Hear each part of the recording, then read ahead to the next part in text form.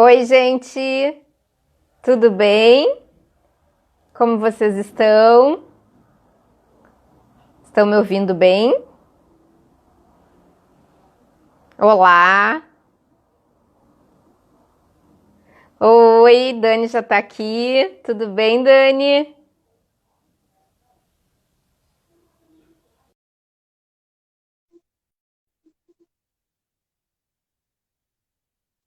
Então, a nossa live de hoje. Oi, Dani, tudo bem? Bom dia ou boa tarde? Pois é, né? Estamos bem na transição. Seja muito bem-vinda, Dani. Obrigada, Bia, pelo convite. Eu que agradeço a disponibilidade. E hoje o nosso assunto da live é como o design biofílico pode contribuir com a sustentabilidade. Então, a Dani vai contribuir muito com esse assunto da sustentabilidade. Dani, vou pedir para você começar se apresentando para o pessoal que não te conhece. Bom, meu nome é Daniela, eu nasci no Banco Real praticamente, e lá eu fui envolvida em um projeto grande que a gente tinha quando o ABN comprou a instituição, que era construir uma estratégia toda costurada pela sustentabilidade. E eu fui responsável por inaugurar a primeira construção certificada aqui no Brasil pelo LEED, Que construção bacana. sustentável, e lá começou o meu envolvimento com sustentabilidade. E aí, alguns anos depois, o ABN vendeu a instituição, enfim, muita coisa foi mudando. Eu saí em 2013 e vim para o mercado, trabalhei com empresa de impacto social, com outras causas, assim, mas também que fazem parte da sustentabilidade. E depois eu fiz consultoria, trabalhei com amigos que sou ligada ao Instituto Etos, né? É, sou também multiplicadora do Movimento por Empresas B, que é um grande movimento de impacto social também, e venho trabalhando assim, com uma atuação bem diversa. Então, comecei o Sustenta o Quê em 2017 para compartilhar tudo que eu estava aprendendo sobre sustentabilidade, porque eu acreditava que quanto mais pessoas dessem valor a isso, mais eu teria trabalho também para fazer, consultorias e, sei lá, projetos, uma série de coisas que a gente pode fazer com isso, né? Engajamento. Então, comecei o Sustenta o Quê, assim, e aí tenho feito trabalhos realmente bem diversos, tanto em comunicação quanto em engajamento, palestras, consultoria também, pesquisas, enfim, dá para fazer muita coisa, porque Muita coisa. sustentabilidade é quase, é tipo tudo, né? Tudo. Você pode olhar com essa lente, digamos assim. Então, eu vou começar fazendo essa pergunta. O que é sustentabilidade? Então, eu fiquei repensando, né? Porque cada um pode ter o seu conceito de sustentabilidade, mas quando a gente olha para um mercado, né, para a atuação das empresas, a gente tem um conceito que é mais utilizado, que foi criado por uma consultoria chamada Volans. E como ele tinha dificuldade de explicar isso também, porque é muito abrangente, ele criou esse conceito do triple bottom line. Então, é o tripé Uhum. fala da sustentabilidade, esse é o que a gente mais fica mais fácil de entender, é o mais didático. E ele envolve todo o pilar ambiental. Então, como é que a gente equilibra um banquinho de três pernas, né? Onde você tem uma perna que representa o meio ambiente, a outra que representam as pessoas e a outra que representa a questão econômica, que é o sistema no qual a gente está organizado hoje, né? O sistema econômico. Uhum. Então, o grande desafio da sustentabilidade é equilibrar esses pezinhos do banco, entendeu? Para ele não ficar Uhum. para um lado e para o outro. E esse é realmente um grande desafio. Eu acho que a gente pode resumir assim a sustentabilidade. Mas há uns 2 anos atrás, essa mesma consultoria veio ao mercado explicar que isso já não atende às nossas necessidades. Então, a gente precisa colocar outros conceitos aí, né? A gente precisa integrar outros conceitos, que são como é que a gente trabalha, por exemplo, com a quantidade de informações que a gente tem hoje? Como é que a gente usa a tecnologia para tratar a quantidade de informações que a gente tem? Então, são algumas coisas que estão sendo integradas a esse conceito de sustentabilidade. E como é que a gente olha para a natureza e aproveita todo esse conhecimento de milhões e milhões de anos, toda essa evolução, para a gente criar, então, soluções que sejam regenerativas. Então, tem outros conceitos que vão integrando isso agora. E aí você tem, num planeta de mais de 7 bilhões de pessoas, né? Cada um utilizando isso de um jeito, cada um entendeu de um jeito, cada um estudou até um ponto, sabe? Ainda não passou Uhum. fase. Então, é muito difícil a gente definir. E essa é uma provocação que eu faço ali no Sustenta o quê? Né? Tipo, sustenta o quê? É só reciclar, Sim. parar o lixo? E a questão das pessoas, e os catadores, e né, como que a gente gera renda para esse sistema? Não, não, não. Então, essa é a provocação da sustentabilidade, mas hoje, né, por esse próprio grande líder aí do conceito dentro e que engaja, né, grande parte das empresas americanas, ele trouxe essa abordagem da regeneração, da questão de tecnologia. Tem outras coisas que a gente precisa olhar, da governança, da ética, sabe? Tá entre Uhum. fez um pouco, assim, a régua vai subindo. Sim, então além desses três pilares, que é econômico, ambiental e social, tem esses outros fatores para a gente chegar aí a um ambiente saudável e resiliente, né? Preparado, eu acho que para todas essas mudanças aí do planeta, mudanças climáticas. Dani, é bom esclarecer que quando geralmente me fazem essa pergunta, né? Qual é a relação do design biofílico com a sustentabilidade? Porque nós, arquitetos, aí, profissionais da construção, muitas vezes a gente fala de sustentabilidade relacionando a sustentabilidade ambiental, né? A gente só pensa nesse aspecto, às vezes. E aí a diferença é que essa sustentabilidade ambiental, ela se preocupa, fala da relação da edificação, né, construída, do ambiente construído, em relação com a natureza. Então, de que forma eu tenho menor impacto ambiental, de que forma eu utilizo essas fontes naturais, ou de que forma eu melhoro a eficiência energética da minha edificação, mas nem sempre pensando na saúde e no bem-estar das pessoas. E é aí que o design biofílico entra, né? O design biofílico, ele fala da nossa relação, da relação das pessoas com a natureza. Então, ele pensa nessa relação do ser humano com a natureza e de que forma a gente vai proporcionar saúde e bem-estar, trazendo essa integração, essa reconexão através dos nossos ambientes. E eu acho que um complementa o outro, né? Eu sempre falo que uma sustentabilidade aí verdadeira, realmente duradoura, precisa ter todo esse baixo impacto ambiental, aproveitar esses recursos naturais, melhorar a eficiência energética, mas precisa pensar na saúde e no bem-estar das pessoas, né? E aí a gente caminha junto aí para a saúde das pessoas e do planeta. Estou incomodada com a minha luz aqui. Ah, cortou um pouquinho aqui. Eu mudei um pouquinho aqui a câmera, porque tá uma luz aqui da janela e eu tô no escuro, né? Mas, então, eu acho que tem que integrar esses dois aspectos. Tem muito a ver, né? A palavra-chave talvez seja reconexão, sabe?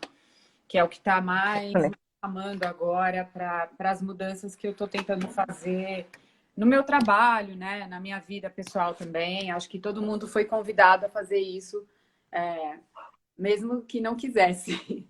Agora, então, a palavra, eu acho que a gente tem que colocar ali no post-it, na lousa, escrever no vidro, é reconexão. A gente precisa conectar, porque tudo que a gente faz normalmente tem nos afastado disso, como se a gente fosse algo à parte. E é isso que tem causado uma série de questões pessoais, né? Essa desconexão tem causado doenças mentais, doenças é, psicossomáticas, doenças emocionais, uma série de questões, e ambientes também que promovem isso, que, né, ao invés de promover saúde, tem um efeito contrário. Então, essa reconexão talvez seja uma palavra melhor para nós agora, porque acho que muitos erros com relação à sustentabilidade estão ligados a você achar que ou que você já fez muito, né, ou que você não está fazendo nada. Tem, sustentabilidade é aquilo que é perfeito, e ninguém é perfeito. Então, eu brigo muito com as pessoas quando eu trabalho muito com a questão do greenwashing também, né? E aí eu chamo a atenção das pessoas. Não precisa falar que é sustentável se você não tem certeza e também comunique o que você faz. Eu faço um ambiente que promove saúde. Eu faço um ambiente que a gente... como é que... Eu até peguei aqui uma... Dani, só explica o que é greenwashing para quem não sabe esses termos. O greenwashing é o que a gente chama... É uma propaganda verde. É como se você pintasse de verde para falar que é sustentável, mas atrás disso não tem, assim, tem um monte de coisa que deveria ter sido feita e não foi feita. Então, por exemplo, é muito simples quando você pega uma embalagem, por exemplo, de um produto qualquer que você compra no mercado. Aí tá escrito lá, não sei o que sustentável. Aí você vira a embalagem, tem um sinalzinho de reciclagem, mas não fala qual é o material da embalagem, por exemplo. Então, você não sabe para onde que você manda isso para reciclar. O catador ou a pessoa que trabalha na cooperativa para separar não sabe que material é, entendeu? Então, assim, ele colocou um sinal que não significa, não é o correto, né? Porque existe uma legislação para isso, não é o correto. Ele falou para você se virar e reciclar. E, além de tudo, ele não colocou o que estava na lei, que é que material é para poder reciclar. Então, o greenwashing, ele está muito presente no nosso dia a dia. Tá. Trazendo um pouquinho para as construções, para a arquitetura, é mais ou menos como eu falo, a gente ter uma edificação aí, uma fachada cortina, né? Um prédio todo de aço, vidro, com as janelas vedadas. E aí colocar paredes verdes e telhados verdes, né? É tipo uma casca, camuflar aí para dizer que tem um conceito de biofilia, de sustentabilidade, mas na verdade não foi pensado nisso desde a concepção do projeto, né? E tem vários outros aspectos impactando aí, né, no ambiente e na saúde das pessoas. Então, acho que está comparando. A construção, por exemplo, ela tem um grande impacto na construção.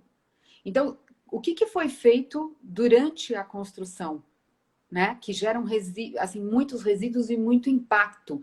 Você gera um impacto desde o local que você está construindo, você vai fazer a fundação, até o barulho que você está causando na vizinhança, até assim o peso dos caminhões nessa redondeza para transportar os materiais e vai destruindo tudo.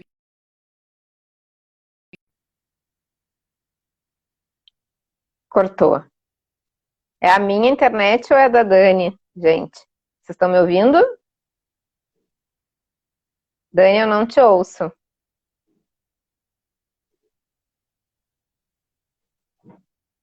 Vocês estão me ouvindo?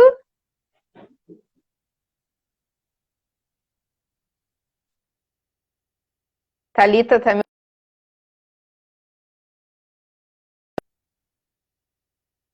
Ah, a Dani caiu. Foi a Dani. Esperar a Dani voltar aqui. Então, a gente está falando hoje, para quem chegou agora, sobre como o design biofílico contribui para a sustentabilidade. E a Dani está dando todos os conceitos da sustentabilidade. A Dani é consultora ambiental. É a minha que está ruim ou é a da Dani?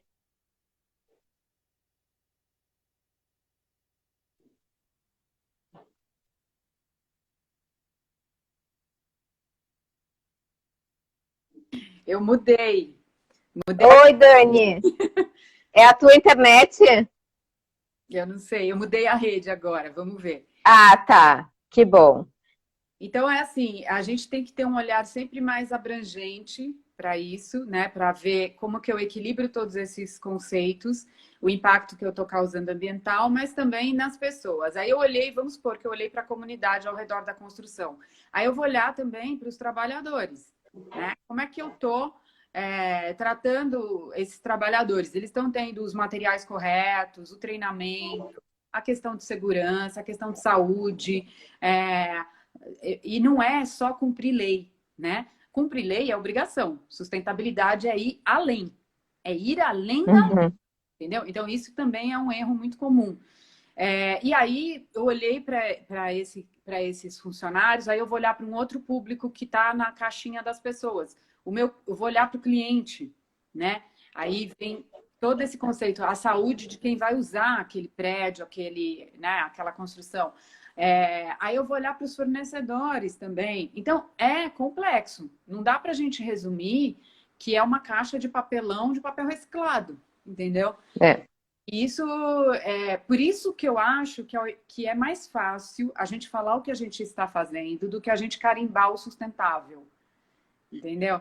Então, concordo. Do que usar essa palavra, né? Porque ela envolve uma responsabilidade muito grande, né? E você pode ser questionado, né? Então, na Casa Cor, por exemplo, eu tive na Casa Cor faz uns 2 ou 3 anos. E aí me chamou muito a atenção, porque eu circulava pelos ambientes, e eles têm esse compromisso, né? Tem até um perfil que é Casa Cor Sustentável, que é bem bacana, que traz vários cases e tal. Mas quando eu estive lá, me chamou muito a atenção que a única coisa que eu via era madeira de procedência com o selo FSC, que é um selo que olha para tudo isso. Mas só a madeira. Aí tinha alguns ambientes, por exemplo, que traziam aspectos culturais brasileiros, então estava valorizando a cultura brasileira e tal. Mas, gente, é tanta coisa que dá para fazer. Aí você põe a madeira certificada e pronto. Só.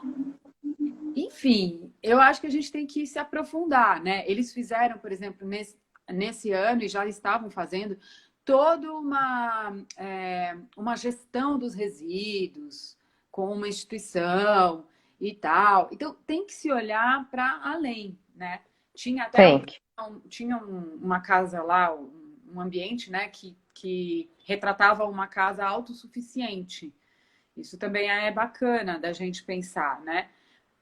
E ir desmistificando também aquilo que a gente pensa que sustentável é feio. Isso eles têm feito bastante, porque tem criado ambientes, por exemplo, ontem eu vi alguns cases em containers, né?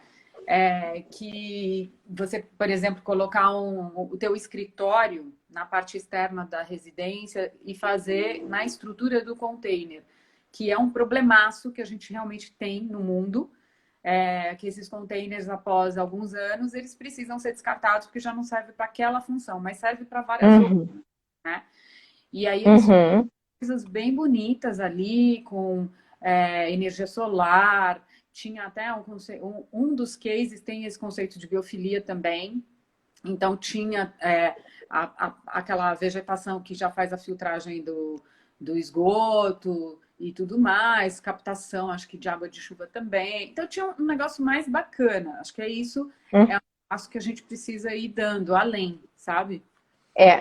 Sabe que uma das estratégias do design biofílico é justamente isso, a gente reciclar, aproveitar o uso dos materiais e pensar num novo destino. E sempre preservando a história daquele lugar, né? Um dos princípios do design biofílico é a gente promover essa conexão emocional da cultura e da ecologia local através da edificação, né? Não ter essa receita de bolo, essas tendências aí globalizadas que a gente replica em diversos locais sem pensar na representatividade do conceito e das pessoas do lugar. Então, tem um dos princípios que a gente tem que analisar para quem que é aquele local, né? Quem vai utilizar aquele local e aonde qual é o contexto, para a gente fazer essas ligações que você está falando, de trazer a cultura presente daquele local, trazer a ecologia, né? A fauna e a flora nativa daquele local. Porque nós, profissionais da construção, é inevitável. A gente acaba matando parte da fauna e da flora local. e nós temos a responsabilidade de resgatar essa fauna e flora, né, nas nossas edificações para não causar esse desequilíbrio aí ambiental, para manter o equilíbrio do planeta, né? Tudo está conectado, nós todos estamos conectados e tudo tem um equilíbrio, tudo faz um sentido, funciona dessa maneira, né? Essa é uma outra palavra-chave, Bia, equilíbrio, né? Equilíbrio. E aí, dentro desse conceito que você falou, tinha um case muito legal, que eu super recomendo também, lá no site da Casa Cor Sustentável, nessa aba de sustentabilidade dentro da Casa Cor, Casa das Birutas. Então, quando você fala de manter essa cultura, né, regional e tal, tem além disso também, o que eles fizeram foi, vamos olhar para o que tem disponível aqui, localmente. Isso que também está no selo, né,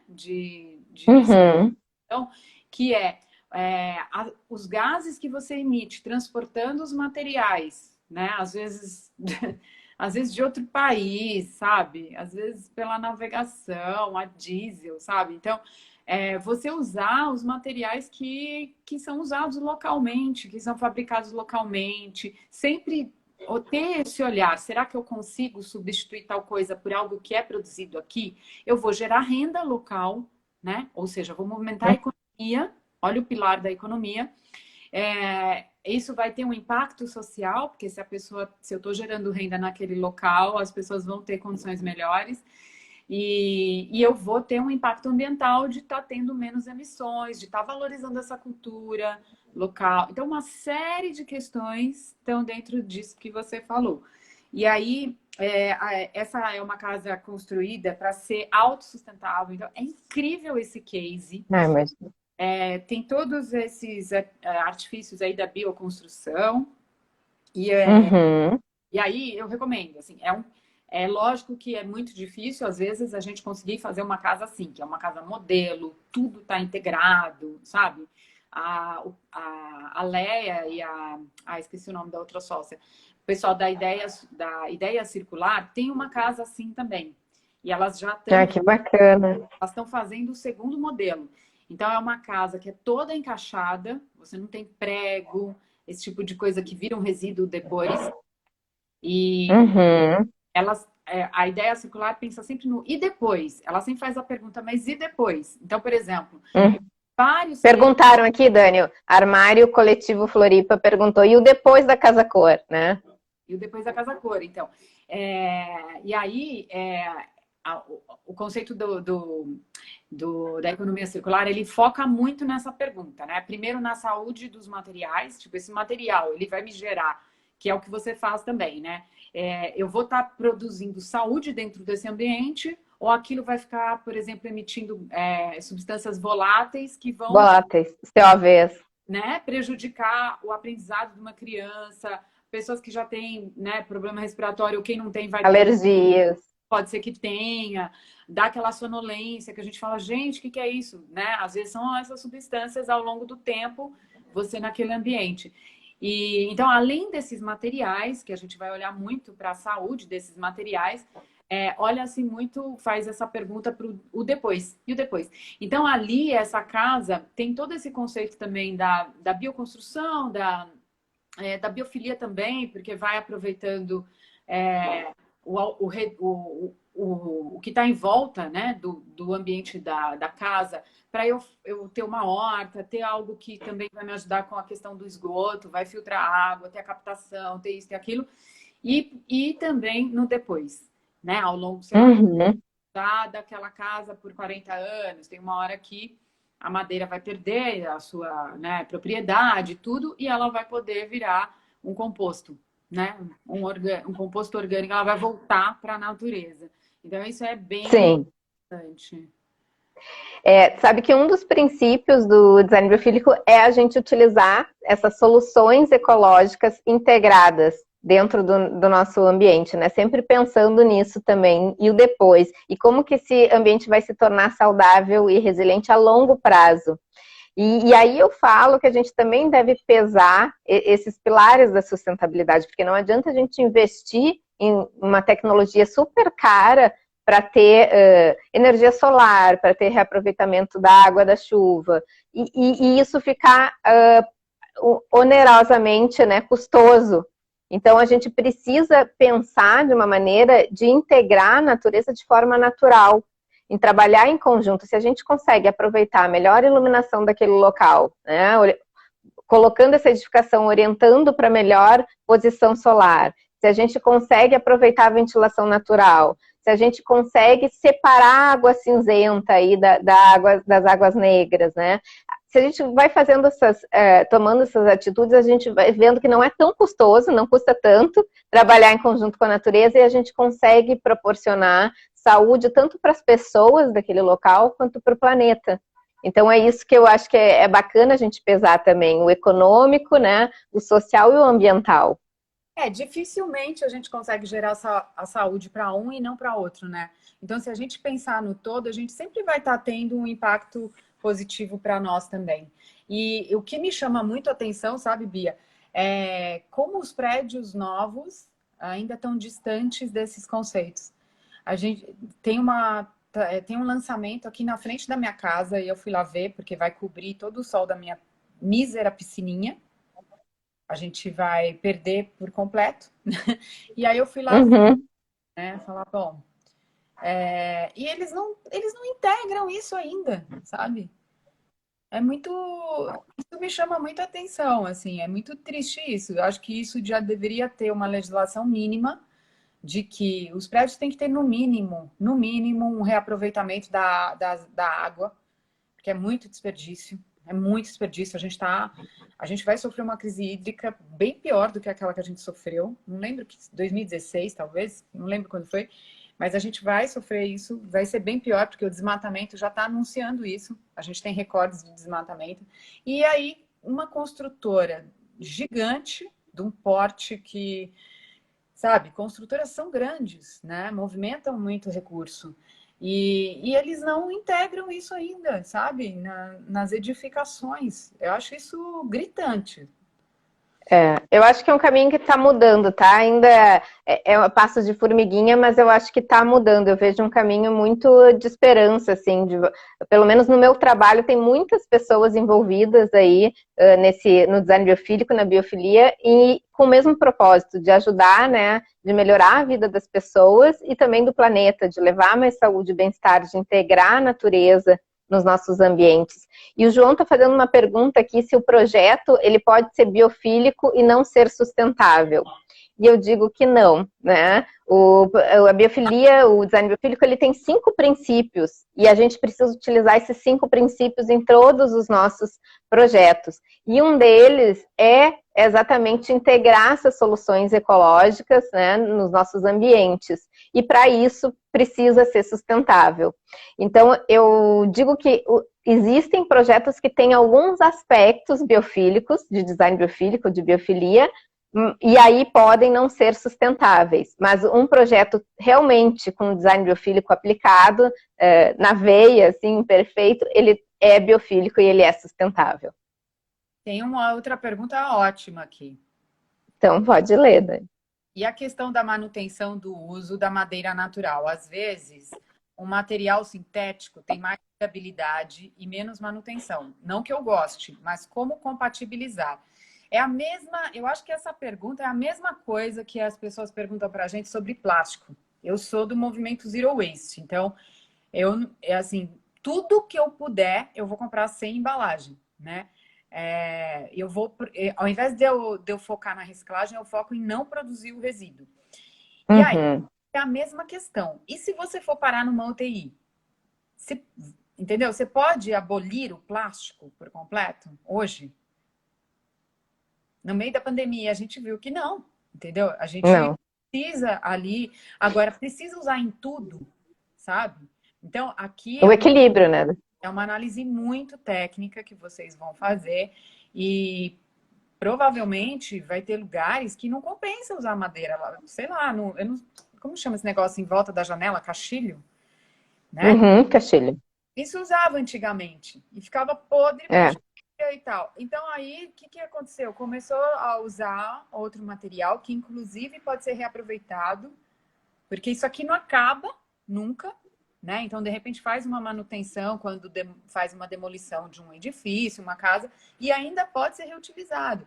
Então, tem muitos cases que eu vi na Casa Cor, assim, que tem esse trabalho de utilizar materiais que já, né, serviram em outras construções. Isso eu acho que é muito positivo, né? Porque, pô, se Uhum. eu posso pintar, a estrutura tá ótima, eu vou jogar fora onde? Onde é esse fora, né, que a gente Não fala? existe fora, né? É, assim, a construção civil é um dos maiores geradores de resíduo do planeta, assim, é um negócio estrondoso, e depois eles inventam uns fornos para queimar na siderurgia, e aí você queima e vira o quê? Tem um gás que sai, tem muitos gases, na verdade, que saem dali, que são... tem gases que têm um efeito 200 vezes pior do que o carbono. A gente mede o carbono Uhum. como uma convenção. Mas tem gases que ficam 200 anos na atmosfera, até 500 às vezes. Então, a gente está até, inclusive, agora questionando muito isso, né? Que a gente olhou e falou, nossa, o ar está mais limpo, os animais estão vindo para os ambientes urbanos e tal. E, gente, isso é uma ilusão, sabe? Porque os gases realmente mais contaminantes aí, que estão realmente causando esse efeito pior, eles ficam 200 anos. A gente não vai ficar 200 anos de isolamento social, entendeu? Então, não resolve, entendeu? Tem um efeito imediato? Tem, mas não é a solução. Não vamos parar de pensar, né? Sim, a gente não vai ficar nessa vida de reclusamento, confinados a vida inteira, né? A gente precisa mudar a nossa forma, né, de construir, a nossa forma de viver, como que a gente utiliza esses produtos que a Dani está falando, e isso sim vai causar uma mudança, né? Aí tem uma pergunta aqui que eu não sei, viu? Como é o famoso metalon na sustentabilidade? Não sei o que é metalon, gente. Retrofit.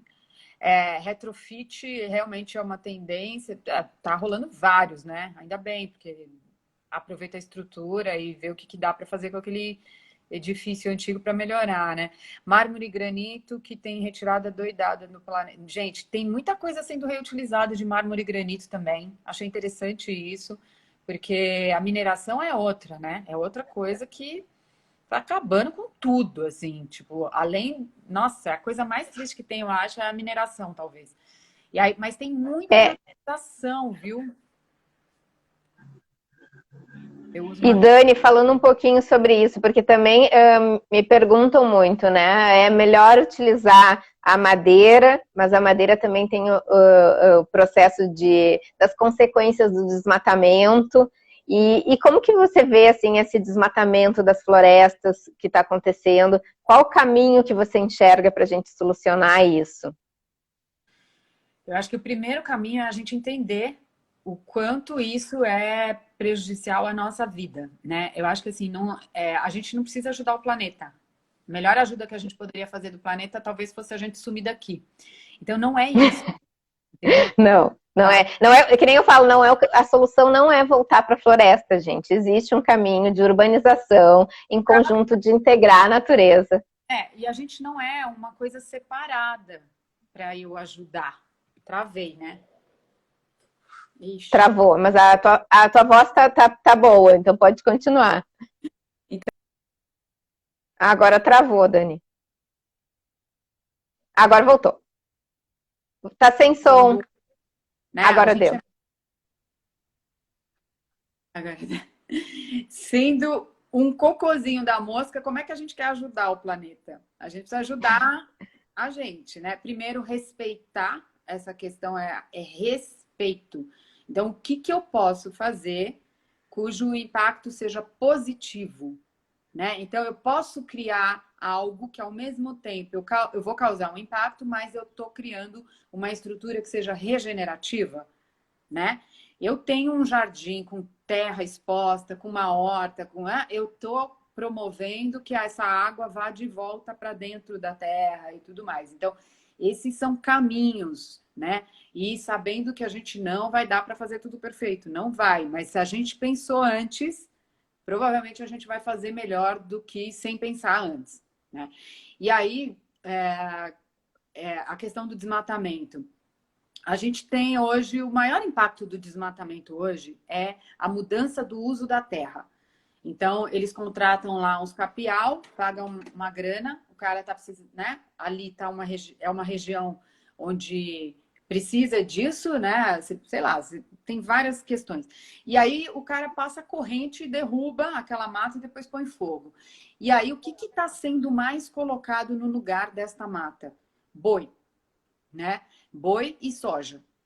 E aí você tem uma série de irregularidades ali, de apropriações indevidas que depois a lei, né, as propostas do governo estão sendo para legalizar isso. Então foi uma apropriação indevida, Uhum. tudo bem, o cara declarou que ele é dono, beleza.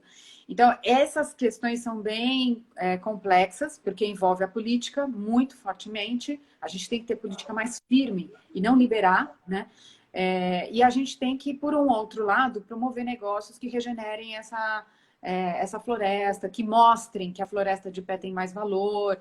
A Natura fala muito disso nas entrevistas, nos painéis que ela participa, ela fala muito disso. Como é que eu, né, faço a floresta de pé valer mais do que quando ela é derrubada e vira um cabo de vassoura, entendeu? Uhum. E Uhum. utilizam essas propriedades, enfim, tem vários tipos de negócio. Tem um projeto que chama Amazônia 4.0, que é um negócio incrível, maravilhoso, com os maiores especialistas envolvidos, fazendo isso, né? Criando negócios que mostram que a floresta de pé vale muito mais do que derrubada, plantando soja em monocultura, em sistema monocultura, que a gente está vendo o resultado aí, né? Esses gafanhotos que estão chegando ali no sul, né? As Isso nuvens de gafanhoto. é um resultado, né, da monocultura, de todos esses processos que a gente vem fazendo que são completamente diferentes do que o que a natureza ensina a gente a fazer, né? Então, Uhum. então essa devastação que a gente está vendo, ela vai ter um impacto, assim, nós estamos numa, o que a gente chama de a última janela de oportunidade, que são 10 ou 9 anos e meio já, né? 9 anos e meio para a gente mudar o jeito que a gente habita o planeta, né? Se a gente não fizer isso, a gente vai viver tipo o cenário de Mad Max, entendeu? E tem várias comunidades que já estão sofrendo esses efeitos da crise climática. Então, os edifícios, Uhum. por exemplo, em São Paulo, será que os edifícios aqui em São Paulo, eles foram projetados para a gente ter, por exemplo, vendavais muito fortes, chuvas torrenciais? Não, não foram. Não Porque foram. a gente não tinha, mas a gente vai começar a ter mais isso. A gente já está vendo acontecer um número muito maior de eventos extremos. Então, existe uma grande discussão aí de quem trabalha com cidades, né? Da resiliência das cidades, como é que elas vão responder a esses eventos extremos que vão ser mais constantes, mais frequentes, né? Uhum. Então, né, a questão da construção está super ligada a isso, a crise climática. E aí você tem várias soluções, mas ainda acho que o mais importante é que isso vire políticas públicas. Porque quando eu tenho muitas iniciativas maravilhosas, eu tenho iniciativas maravilhosas, eu tenho sementes ali de esperança, mas o impacto, de uma maneira geral, ele ainda é pequeno, né? Então, precisa, quando a gente fala de cidades e de construções, isso precisa se tornar uma política pública. Precisa existir. Claro, de fiscalização. Mas eu acho que a gente também pode fazer a nossa parte sabendo a procedência desses materiais, né? No caso, por exemplo, da madeira. Se ela tem esse selo de certificação, né? Qual é a procedência dessa madeira, se ela é legalizada, se ela tem esse processo de reflorestamento, né? E isso é super importante a gente saber. A gente tem essa responsabilidade em saber a procedência dos materiais que a gente está utilizando na nossa construção. E aí, claro, aqui a gente está falando de desmatamento, mas também saber se esses materiais vão gerar toxicidade dentro do nosso ambiente, né? E aí a gente falando do ar do interior, que é uma das estratégias aí do design biofílico, a gente se preocupar em ter esse ar puro dentro do interior das nossas edificações. Isso também vai depender do material que a gente vai utilizar na edificação, né? Se é um material muito artificial, vai soltar esses gases aí voláteis, tóxicos, que podem dar alergia, problemas respiratórios, doenças mentais, enfim, diversos problemas de saúde. Uma iniciativa legal seria a gente poder ter aqui no Brasil algo parecido com o portal do Cradle to Cradle, né? Que ele avalia a toxicidade desses materiais e faz uma lista gigante do que não pode ter. Isso já pode ser usado por nós. A gente pode pegar aquela lista Uhum. e exigir daquele fabricante a lista completa dos componentes. Aí você vê se tem aquele componente tóxico ou não. Mas, por outro lado, a gente também pode ter um portal, né, onde eu já vá buscar essa lista de fabricantes, de marcas que já não tem isso. Isso seria uma coisa bem bacana. E, e aí tem um efeito gigante, porque não é só na saúde enquanto você está usando, mas também na hora do descarte do material, né?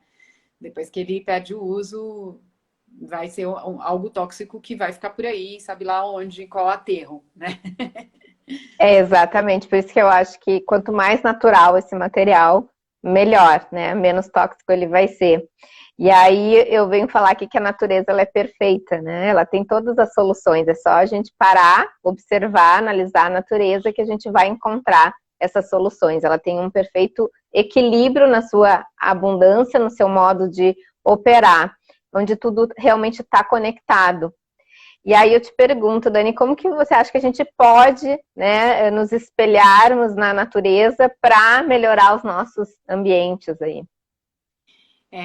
Só voltando um pouquinho, você falou do selo. O selo é o FSC, é um selo que realmente abrange todos esses conceitos. E como amante da biomimética, acho que nós duas, né? Amantes da biomimética. Isso, a biomimética, para quem não sabe, é uma das estratégias do design biofílico, faz parte das experiências indiretas, que não é exatamente a gente utilizar a natureza ali, as plantas, o ar, a iluminação natural, mas as experiências indiretas, a gente aprender olhando para a natureza as soluções e as estratégias e trazer essas soluções e estratégias para resolver problemas nos nossos ambientes. Então, e aí já existe, assim, acho que uma das maiores aplicações que a gente vê desse conceito da biomimética é em arquiteturas. É a coisa mais linda, né? Quando eu conheci, eu fiquei completamente apaixonada. Eu comecei a ir atrás de empresas para ver se elas aplicavam. Existe uma metodologia para você aplicar que é linda também, porque ela é diversa. Ela inclui vários profissionais de ramos diversos para co-construir aquela solução. Então, tem um designer, tem um engenheiro, tem um biólogo, uma pessoa de humanas, tipo eu. E aí você junta, porque aí você tem vários olhares, né? E então, Importante. por exemplo, um edifício que é bem exemplar, que ele foi lá e estudou o cupinzeiro, né? E ele copiou aquela estrutura da circulação do ar e foi criado um shopping, eu acho que é na África, na Etiópia, em algum lugar ali do continente africano, que é muito quente, e eles utilizam só essa estrutura para fazer a refrigeração do shopping. Então, à noite, quando a temperatura cai muito, o ar entra e como ele demora muito para circular na estrutura do prédio, ele refrigera de dia e aí o shopping fica 5 graus a menos do que está lá fora. É um negócio incrível.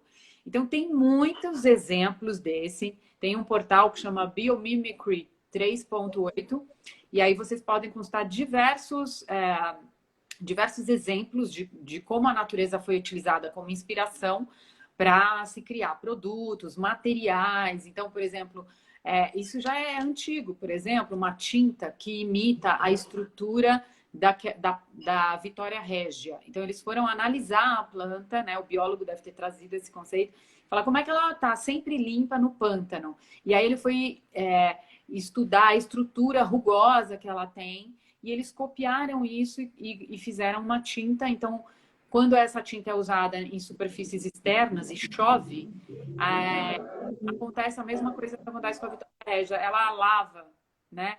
Promove uma limpeza daquela estrutura externa. E aí você tem uma durabilidade muito maior. Então, tem coisas incríveis. Tem um concurso que está rolando para jovens. Você não sabe o que esses jovens têm criado. É a coisa mais linda. Maravilhoso. Peguei até alguns exemplos. Tem um outro exemplo que eles utilizam para reaproveitamento de água Uhum. e foi criado um tijolo. E aí o tijolo imita a pele de um lagarto do deserto. E aí a água vem, o lagarto tem uns pelinhos na pele, eles imitaram a estrutura nesse tijolo e aí jogam essa água para o sistema de ar-condicionado. Então a umidade do ar à noite, né, daquele sereno, vai Uhum. a água e colocar no sistema de refrigeração. Putz, tem coisas lindas lá. Eu vi muita coisa de... tem ecoconcreto, tem estruturas para serem utilizadas em cidades. Sabe quando você faz, por exemplo, aquelas coisas na praia, né? Aquelas estruturas na praia que elas avançam para dentro do mar e tal. Uhum. Várias estruturas que... Uma ponte, né? Sei lá, você tem que colocar a fundação ali. Foi criada uma estrutura do concreto que ele se integra à vida que vai ser... Então, aqueles organismos que vão grudando ali no concreto e vão criando um ecossistema, eles promovem o fortalecimento da estrutura. Então, eles É criam isso. algo que imitam o que o coral faz. O que o coral faz? Uhum. É uma estrutura cooperativa, né? O coral, quando a alga vai embora, que é o que está acontecendo agora, né? A alga vai embora, o coral fica bom. Porque quem traz o alimento é aquela alga que dá o colorido. Então, eles imitaram isso e criaram um material. E aí, quando o mar começa a criar vida em volta daquela estrutura, ela vai fortalecer a estrutura. Eu acho que Maravilhoso. a mais linda que tem é isso, é a biomimética, para mim. É a gente olhar e falar, a solução está ali, a gente só precisa traduzir, né? A gente precisa trabalhar em conjunto, né? É justamente isso, olhar para a natureza, perceber como que ela opera, para a gente replicar isso nos nossos ambientes. E aí, trabalhando em conjunto com a natureza, né? E aí os dois... E isso sim vai ser saudável, porque vai ser saudável para as pessoas e vai ser saudável para o planeta. E aí, isso a longo prazo vai trazer essa resiliência que a gente tanto fala, que a gente tanto busca, né? E cuidado para ter esse olhar mais geral também. Porque, por exemplo, aqui tem vários comentários legais, tipo argila, vi muito isso também nos exemplos, argila, o pó do granito. Tem uma empresa que está no Prêmio Eco. O Prêmio Eco é um prêmio que já tem, acho que 10 anos, e aí eles têm um portal ali com, sei lá, centenas de cases contados. E aí, esse ano, tinha uma empresa lá que ela usava o que sobrou da madeira de uma indústria, então uma indústria que faz painéis, uma indústria que faz taco, ele vai lá, ele pega essas lascas, que são uns pedaços irregulares, né? E ele cria outros produtos com isso. Olha a trabalheira que isso dá para você não descartar algo que tem um baita valor. E aí eles fazem vários tipos de produtos, painéis para você pôr atrás da cama, vários produtos, né, que são utilizados aí em interiores e tudo mais. Então tem muito disso já acontecendo. A gente precisa valorizar essas iniciativas, sabe? E são bonitas. Precisa. O design é feio, é mau gosto, sabe? Não, de tendência, né? E a gente precisa conhecer, né, Dani? É isso que eu sempre falo, a gente precisa ter esse conhecimento. E é isso que eu trago também no curso, esse conhecimento de como que a gente pode realmente ter um caminho aí de construção, de urbanização, de criar esses nossos ambientes e ser saudável. Ser saudável tanto para as pessoas quanto para o planeta. Que materiais que a gente pode utilizar. Então, dentro do curso, eu trago também outros profissionais falando sobre outros assuntos. A Carol Pitin fala muito sobre materiais sustentáveis, aí ela tem a Matéria Lab, para quem não sabe, com uma materioteca maravilhosa, com diversas opções de materiais, falando sobre como que a gente pode utilizar esses materiais mais saudáveis ou materiais sustentáveis que são reaproveitados do que já existe aí, né, da borracha, do plástico, e não ser jogado fora, porque não existe fora. A gente também tem profissionais, a Alessandra faz parte, a Alessandra Araújo falando sobre biomimética também, um pouco sobre biomimética, e todos os assuntos relacionados ao design biofílico. A gente tem a Ecotelhado, uma empresa super parceira, que ela também trabalha pensando no design biofílico. Então, como que a gente pode utilizar produtos realmente que sejam saudáveis aí? Como que a gente pode fazer essas paredes verdes? Como que a gente pode captar água da chuva? Como que a gente pode tratar as nossas águas da edificação de uma forma biológica, né? Então, a gente precisa mudar, eu acho que é nosso pensamento dessa forma de enxergar a vida e de enxergar o planejamento dos nossos ambientes, e a gente precisa ter o conhecimento, a gente precisa de educação. E é assim que a gente vai conseguir fazer uma mudança muito maior. Esse curso é incrível, né? Eu vi que tá sucesso total. Ia tá dentro de qualquer lugar. E eu sou muito fã da Matéria Lab. Ela descobre muitas coisas na natureza que são essas soluções. Nossa, eu vi um negócio incrível dela no Sustainable Brands. Era uma espuma era um material orgânico e aí filtrava o óleo, cara. Tipo limpar os mares, sabe assim? Aquela coisa. Tem um negócio aqui, só para eu não deixar de comentar, Claro. bem controverso, tá? Uso de tecido de PET. O uso de Uhum. PET, ele é um problemaço, porque você mistura, toda vez que você mistura materiais, você torna a reciclagem quase impossível. Então, É. é um grande problema. Então, eu recomendo que vocês repensem isso, tá? Tecido, por exemplo, para roupas, o PET não foi feito para ficar em contato com o nosso corpo. Não foi para isso que ele foi criado, entendeu? Então, eu acho que precisa ser repensado isso. De repente, um tapete que você está pisando e que vai durar mais, pode ser algo legal. Mas eu, eu acho que quando a gente faz aquela pergunta e depois, é muito É. complicado esse material misto. Não tem o que fazer.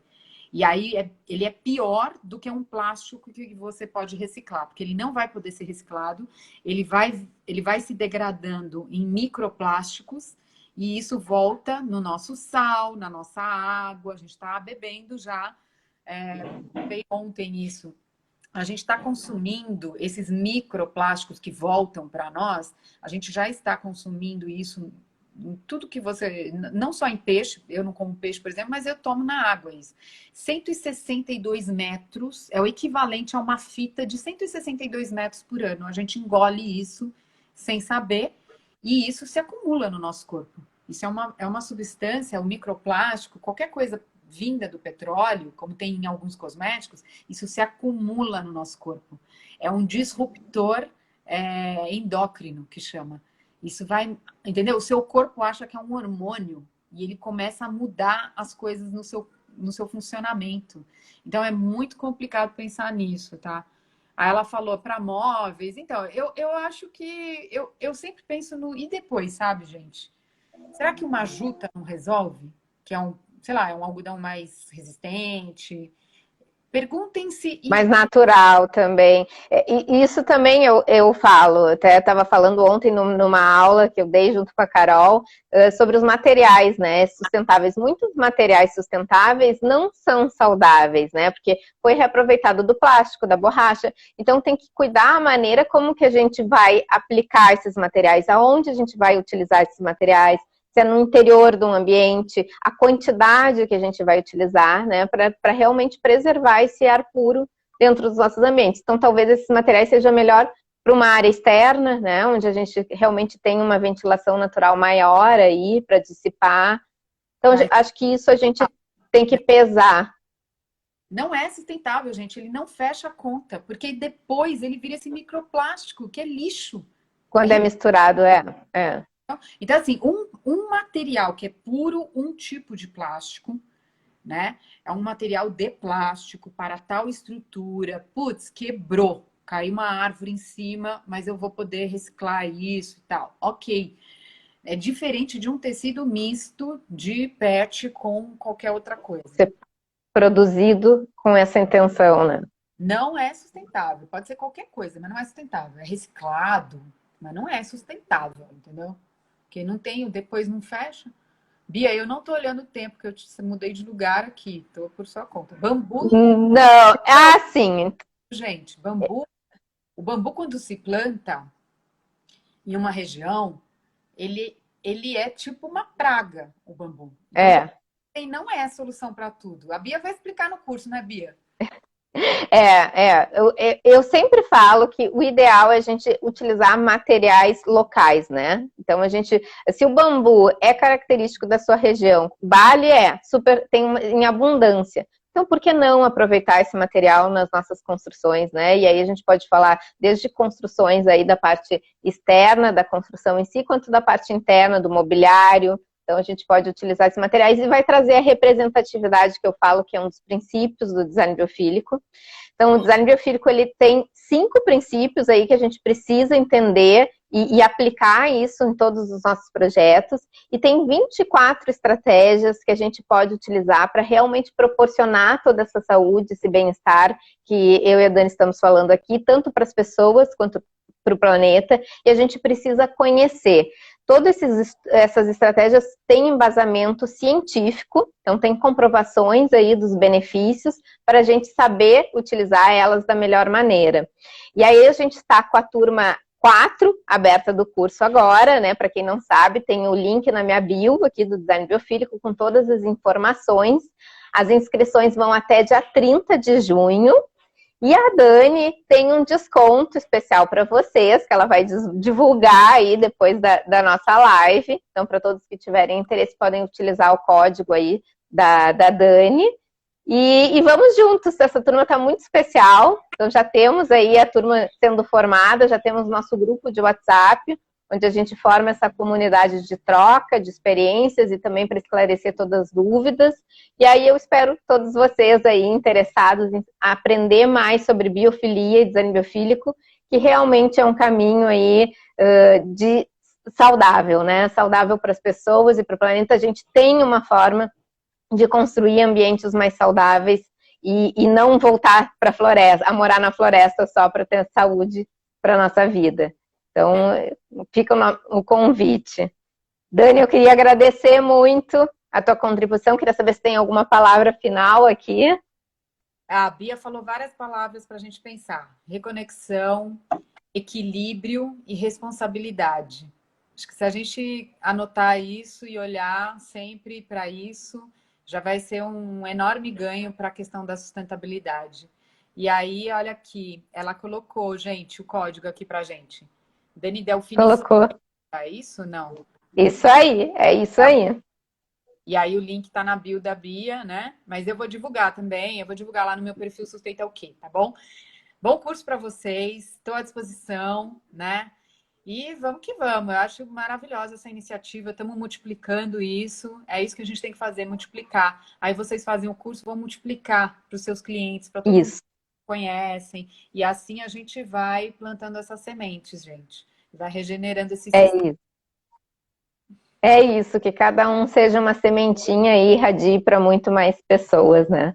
E assim que a gente vai fazer uma grande mudança. Isso aí, obrigada. Hoje à tarde Gratidão, Dani. Hoje à tarde eu vou estar mediando uma conversa também sobre agricultura urbana, quem quiser participar. É parte de um hub colaborativo que chama Grupo Gaia, Rio de Janeiro. E eu tô também com uma mentoria para quem quer fazer transição de carreira para sustentabilidade. Aí vai lá na minha bio, tem todas as informações. Obrigada, Bia. Nos sustenta o quê? Eu que agradeço, Dani. Foi ótima a nossa conversa. A gente poderia ficar aqui horas falando sobre esse assunto. Maravilhoso. Vou deixar salva no meu perfil para quem quiser assistir depois. E vamos juntos todos aí nesse caminho. Grande beijo, Dani. Obrigada. Obrigada a todos vocês, gente. Boa semana. Bom final de semana.